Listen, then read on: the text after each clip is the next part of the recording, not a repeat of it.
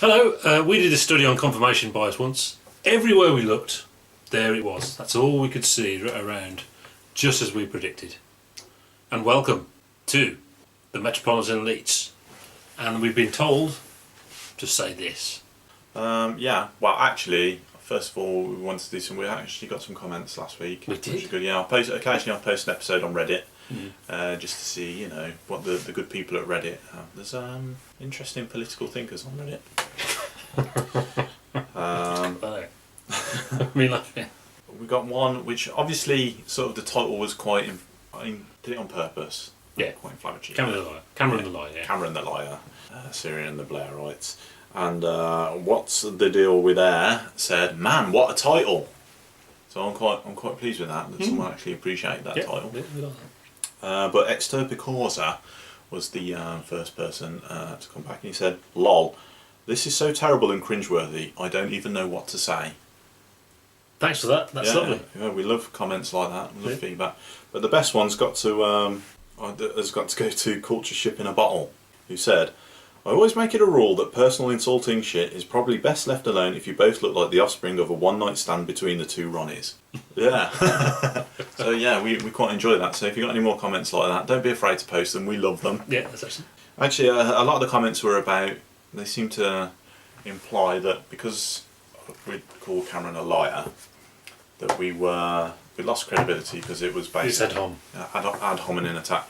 Well, no, it isn't, because he lied. It's a statement of the record, basically. He's lied on multiple times, ergo he is a liar.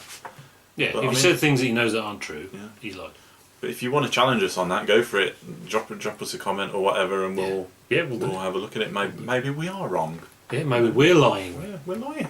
It's the lizards again. Yeah. So, okay, what's happened this week, Kev? Well, we've had some Trump lols. One is more serious than the other. Should we start with the silly one first? Yeah. Yeah, well, it turns out he's going to ban the internet. I see Bill Gates and a lot of different people that really understand what's happening.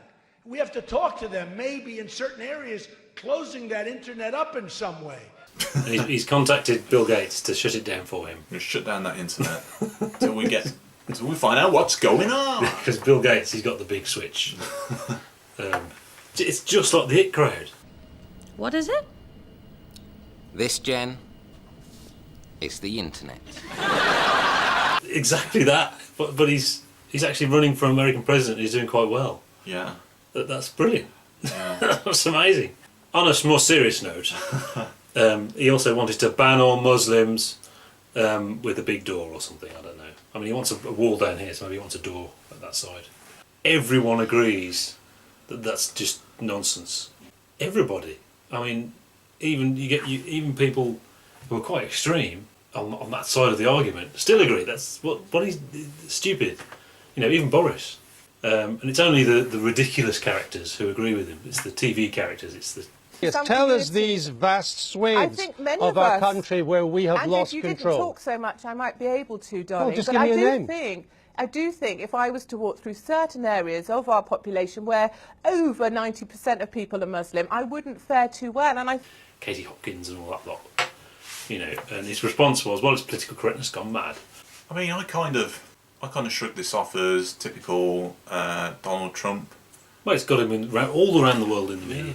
Again, that's the real reason. And obviously, what's happening is every time he says something amazingly controversial, press go or the media go ballistic in America. Over the weekend, 2016, Republican frontrunner Donald Trump took a very strong stance against radical Islam and explained what he would do if he was elected our next president. As supporters waited in line to hear Donald Trump speak tonight in South Carolina, word started to spread about his latest idea, banning all Muslims from entering the U.S. And in the wake of that terror attack, GOP frontrunner Donald Trump now calling for the total and complete shutdown of Muslims entering the United States. Republican presidential frontrunner Donald Trump is facing heavy criticism after calling for a, quote, total and complete ban on Muslims entering the United States. And in this case, they've gone ballistic over here as well, which is quite peculiar. And it just puts all the focus and attention on him. Instead of actual things that we need to discuss. Basically, the other candidates for the Republican nomination for the leadership can't get a look in. Yeah. Because he just says all this crazy crap all the time. Everyone's just talking about Donald Trump. Yeah. Which is, it is a little bit unsettling, really. Yeah, it is serious and it is bad because he potentially could win. And we're looking at something very extreme. I think it's something ironic about, how we're supposed to look up to these entrepreneur businessmen who go out there and create lots of wealth. And Donald Trump is supposedly one of these people. Yeah. And he's obviously a raving idiot. Yeah. Although, actually, the truth is there is a parallel with Alan Sugar in that he's kind of a failed businessman, but he's not actually self-made at all. I think he actually made the comment that I started out with a small loan from my father of £1 million. And apparently people have worked out that if he did nothing since the 70s, he would actually have more money now than if he done these things he's failed with. So actually, he's just a rich kid who's used to people saying yes. Yeah. There's been a petition to get him banned from the UK. What do you think about that? Well, this is the question, isn't it? I don't think so. I think you give him too much credit. I don't think the actual petition... Some people signing will believe it. I don't think the actual petition is serious. I think it's a satire. And why would he care?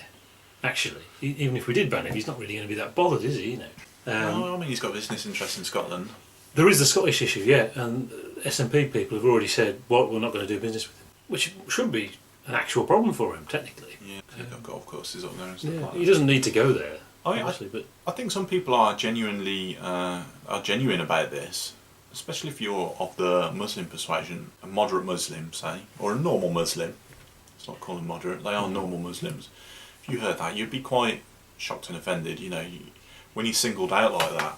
Yeah. I can imagine it can be quite unnerving. It's not just the banning; it's the badges. Yeah, it's the badges. And he did say he wouldn't have been necessarily averse to the concentration camps, which they had in America for the Japanese. So let's not pretend this is something light. This is that's what he's saying. I don't think we should ban him. I think we should get him over here and put him on LBC or Newsnight or something like that, or even... Read it out for us. It's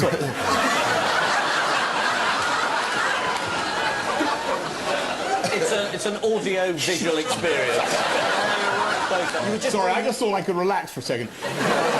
Have I got news for you? We'll have a 1 hour Christmas special. Have I got news for you with Boris Johnson and Donald Trump? I mean, that would be amazing television. It would be amazing television, and it would actually disarm him. Yeah. But I think it's very much a case of watch this space. I don't think he's got a hope in hell of being actual president. No, it's very, very unlikely, isn't it? It's more the issue that it could happen. It could. Something could happen, and it...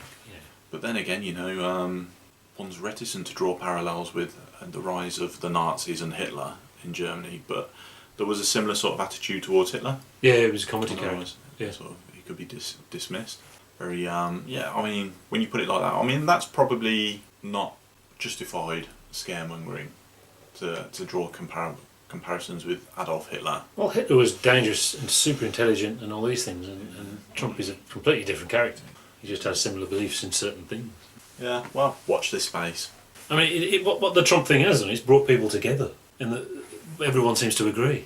We all agree on fascism when it's actually fascism, and that there isn't any... It's not like, well, that's a bit like fascism, that is. It just is. He's just saying the same things.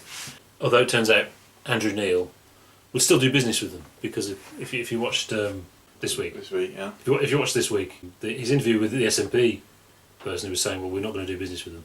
He kept asking her, so you're not going to do business with them? Yeah. No, we're not going to do business with them. We don't have anything to do with them. But you're not going to do business with them? No, we're not. And it's that Tory thing of do business with anyone as long as it's not illegal. Yeah. Morality be damned. Yeah. Much like Thatcher with South Africa and all that stuff. Yeah, the other thing that happened since our last video, of course, is the Oldham West By-Election. Labour vote is very considerably up on what Michael Meacher got. It's well above 60%. I think it's nearly 65%. Which is another source of entertainment, I think. We don't take it seriously. There's some funny things in there. The Farage meltdown. Yeah, well, his response was brilliant. Nigel Farage joins us here on the sofa. Thanks for coming in.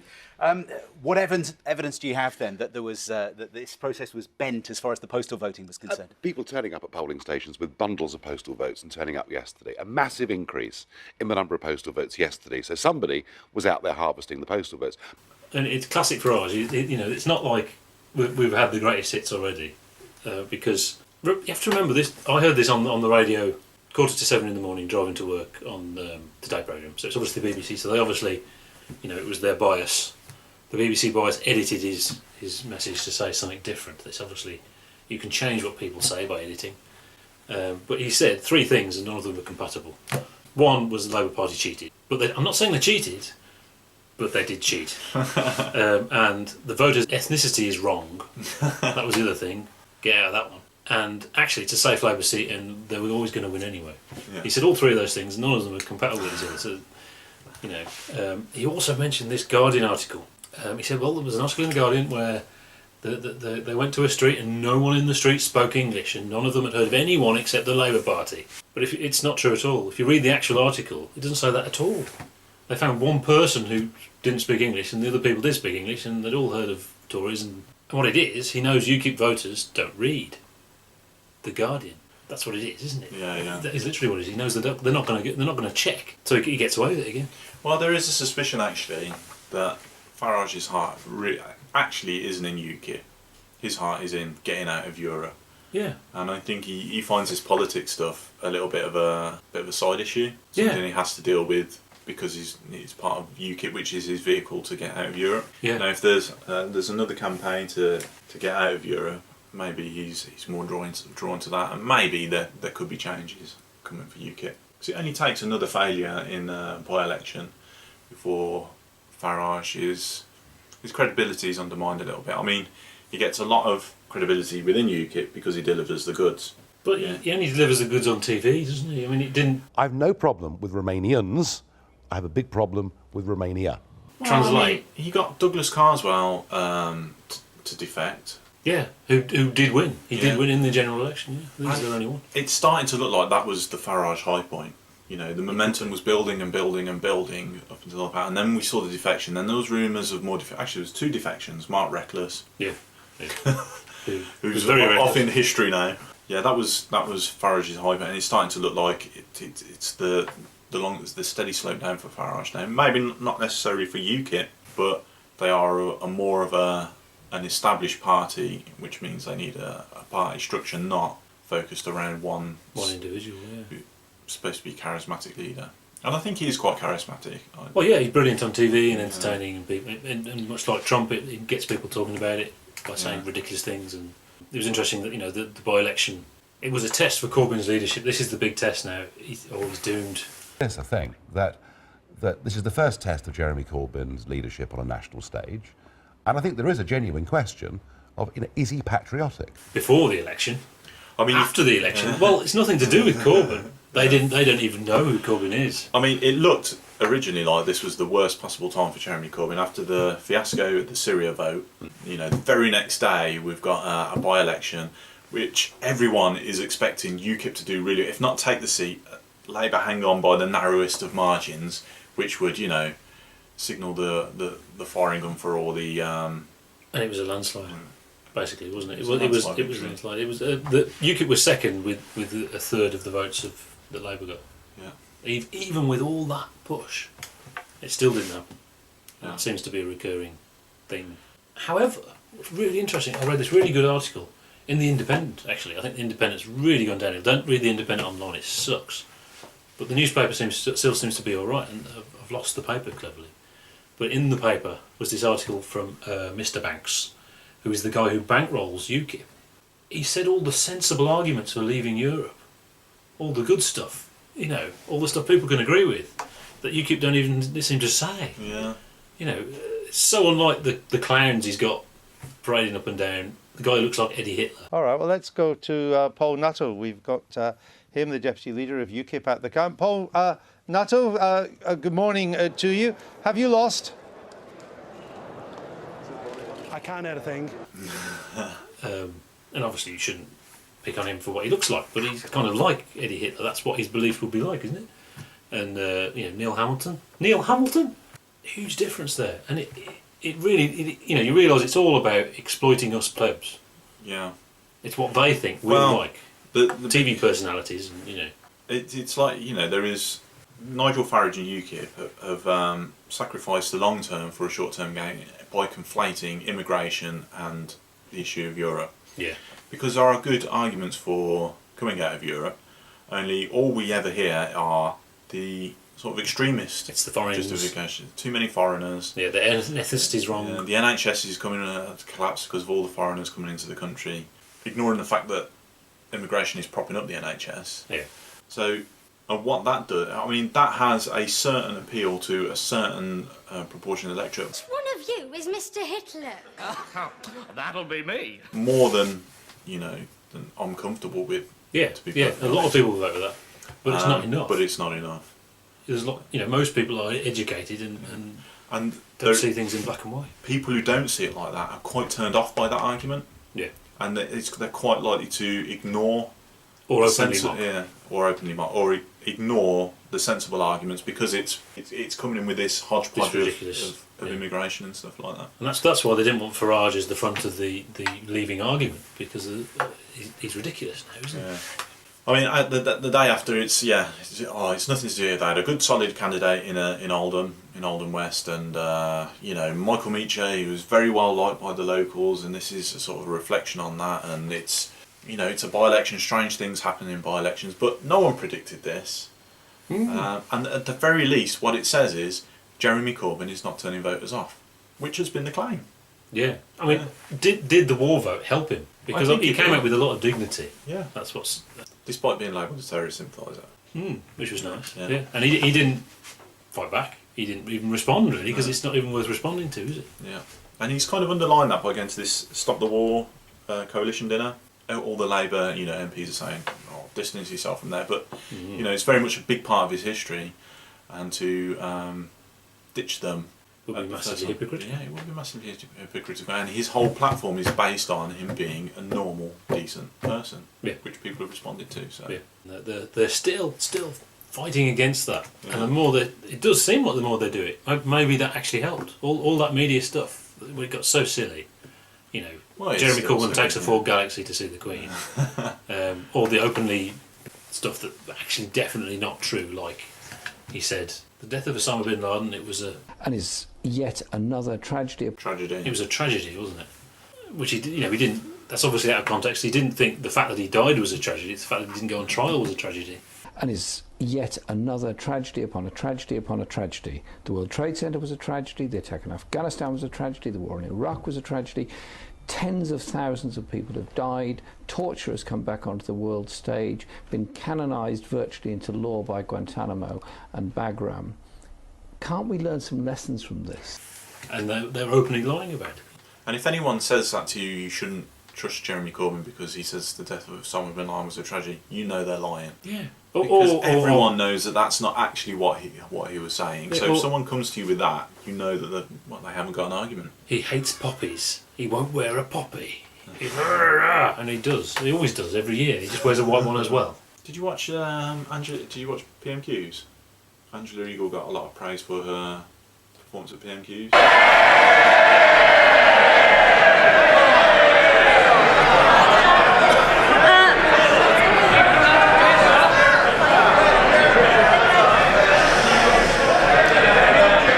Thank you, Mr. Speaker. It's nice to get such a warm welcome. I think I briefly saw a thing on it, but I didn't actually watch it. Basically, the long short of it, George Osborne was flat. Angela Eagle kind of sparkled at the dispatch box. I watched it, and she made me laugh. It was definitely different to Jeremy Corbyn. I'm a bit more of a politico, I like watch more politics. So I kind of enjoy the banter of PMQs. I think Jeremy Corbyn's style does take the drama and the entertainment out of it. Yeah. But it makes it a bit more serious, and I think it appeals to the wider population. Yeah, rather than ridiculous slanging matches, which are entertaining. But Angela Eagle definitely showed that George Osborne isn't the shoe-in for the next leader of the Conservative Party that everyone kind of assumes, because he's across all the issues because he's Chancellor of the Exchequer, which means he's controlling the purse strings of all departments, so he knows a lot about the issues. So he should do very well at PMQs.